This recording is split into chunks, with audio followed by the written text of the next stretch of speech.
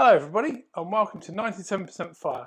My name is Colin and this is episode 5 of how to build a temporary recording studio in your home. So far we have converted the dining room into a live room, and behind me the control room has been converted from an office. Now today we're going to do room correction software in the control room to make it sound as good as we can. But first of all we need to install the mixer.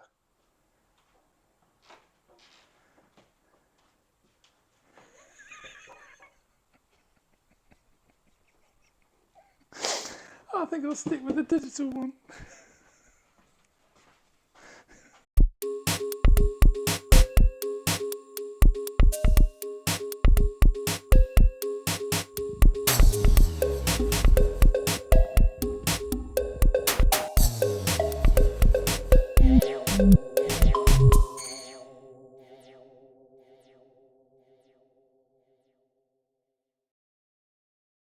So this is where we are going to install the digital mixing desk.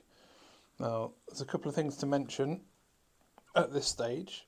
First of all, this room has got 3 sockets, yet we need to plug in 15 different items. So what we have is a power supply here, power bank, and that takes these connections so you can wire up the back of your different ancillaries. We also have audio cable from the rack, and we're also going to have here a TFT monitor. Now that is almost the perfect recipe for generating ground hum, which is between 50 and 60 hertz tone, and can come from several things: fluorescent lights, dimmer switches, TFT monitors, amps, and so on. So what we're going to do is the mixing desk, digital mixing desk, will be plugged directly into the socket below. Fortunately, this room, which is the control room, and the live room next door are both on the same ring main, which means they share the same common ground loop as part of the earthing. And this is also a domestic house, so it's only single phase. So to try and eliminate introducing hum into our system, what we can do is we can run the audio cables at 90 degrees to the power cables if and where they have to cross, and then we can do separate runs. So we'll have all the audio cables down one side, they all follow through, and then all the power cables are lifted off the floor so you don't get any crosstalk between the two. Right, let's start plugging some stuff in.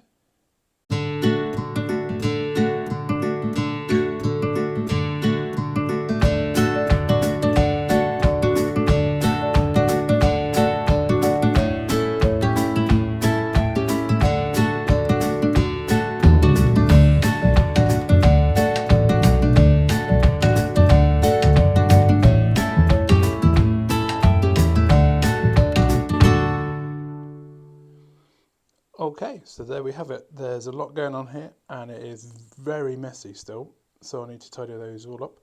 But basically we have the UI24r going directly from the main power outlet plugged in, and then above it we have the rack power, which is powering things like the TFT screen and the guitar tuner that's plugged into it. Now we've separated the power and the audio as much as we can. Again, this still needs tidying up. So that goes, those XLRs go from there, down the snake, through the hole and into the live room, into the floor blocks. That's half of them, and then the other cable, can't really see under there, it's too dark, comes up and goes into the back of the Mackie. So we'll then be able to send all the audio to and from the computer. We've also got a old wireless keyboard and monitor, which is connected in, and we can now access the mixing desk. Right, a bit of tidying up and then we'll prove some signals are working and try and get some audio flow.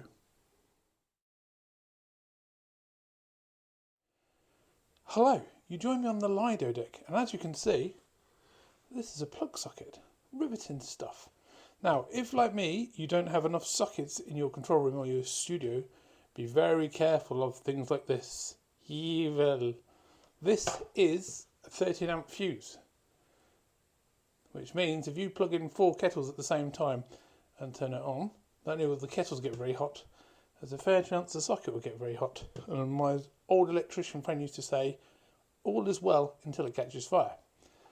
If you find that you've got an earth hum problem, there is actually a really quick way to test to see if your earth's connected. You can buy these socket testers from Jeff's online shop. And what will happen is it'll beep, he says. That's annoying. And it will show you that all is good, or indeed if you've got a dodgy earth, where it is located. Top tips. Back to the studio.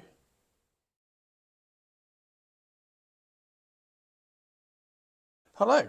Well, you join me back in the studio and we have done a few things. First of all, we have put some carpet tiles on the desk to take out the reflections.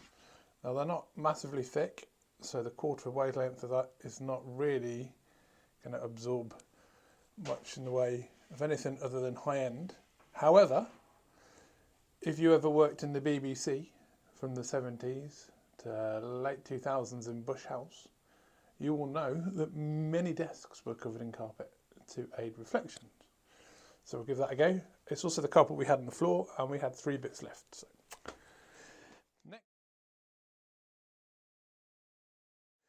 Next up, we are going to try and do some room correction. Now, not to be confusing the time domain and the frequency domain, but we know our room is not ideal, and we've done everything we can so far within reason. So the last thing to do is take some measurements and see if we can change any of the characteristics. So I've got open on the screen Sound Reference ID, and Sound Reference ID comes with this. Sorry if I keep moving the camera. Really cool mic. That's an omnidirectional mic. Now when you buy these, it's got a code.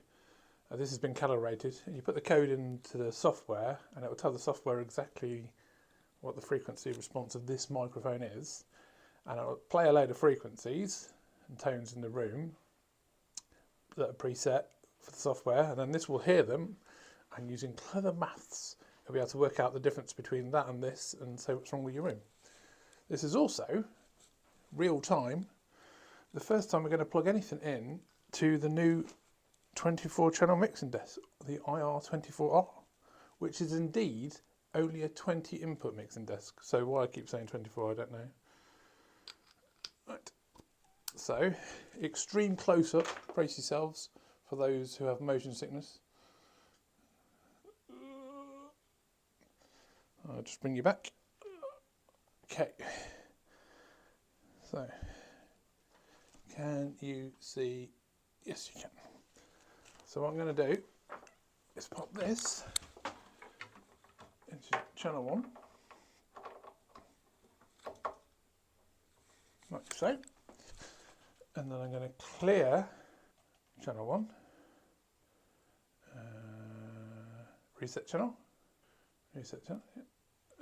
And I'll bring up the gain, 1, 2, 1, 2, 1, 2, there you go. Put the phantom power on, it'll work much better, so let's get ourselves a nice level there, 1, 2. Now I'll have to do some sort of line-up tone.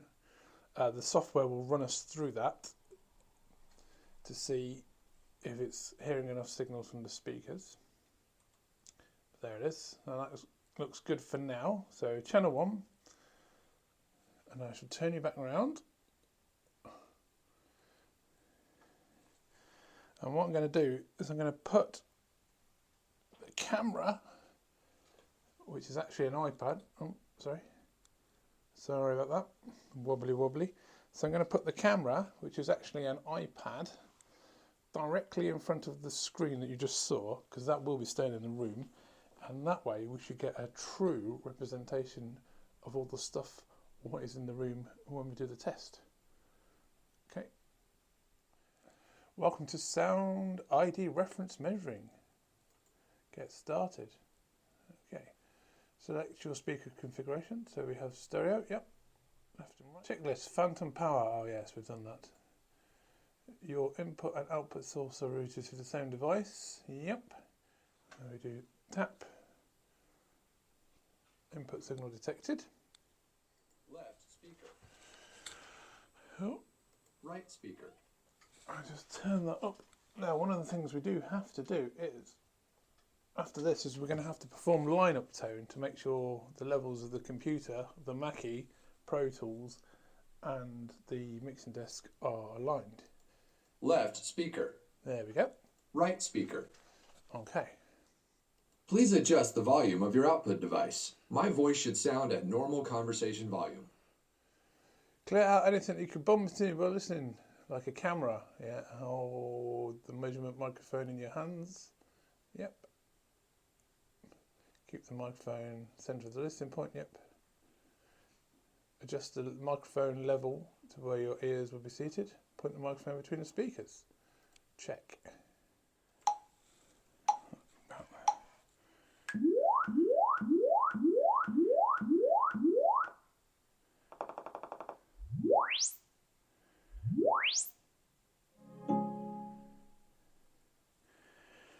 Gain adjustment done.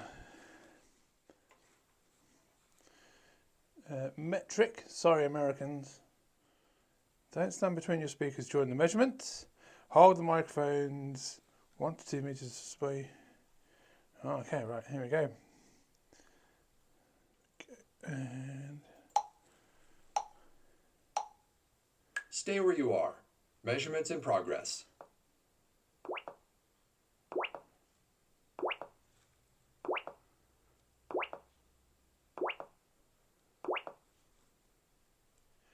please decrease the level of your microphone. Right.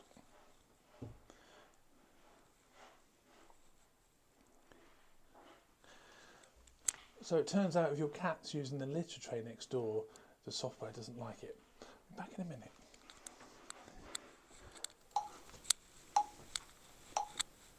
Stay where you are. Measurements in progress.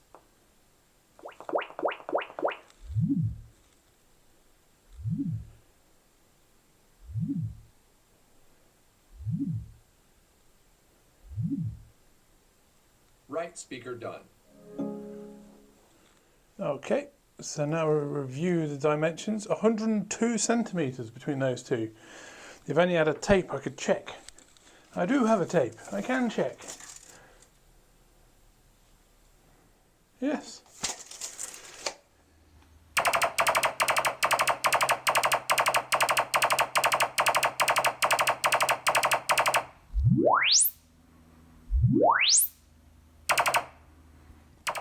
Okay, this might go on for a while, so I'll put you in time-lapse.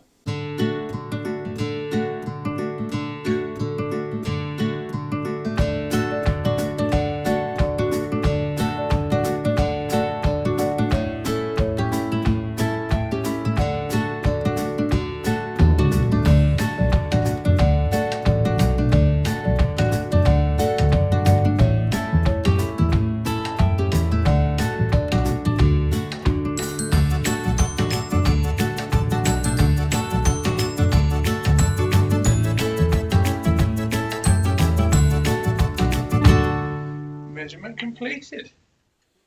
Okay, so just to conclude, we have taken 3 sets of measurements. So this is the original, wait for it. So that's the original reading before the cloud, but with the door closed. Then we put the cloud in and we left the door open to see how it affects the bass. There you go. So you can see the difference, and also there's a slight issue between 2 speakers because they weren't calibrated, but they are now. And then finally, this is the door closed with the cloud in, and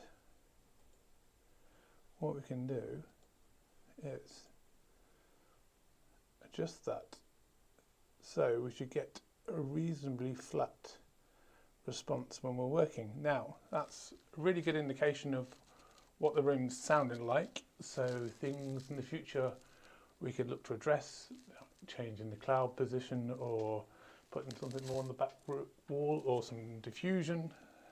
But for now, that concludes this part of the correction of the studio.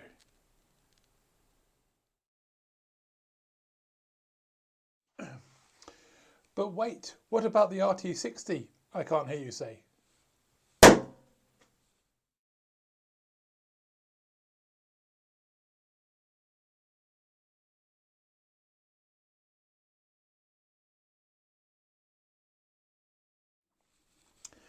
So that's about as far as we're going to go in the control room and the live room with acoustic treatment and measurements.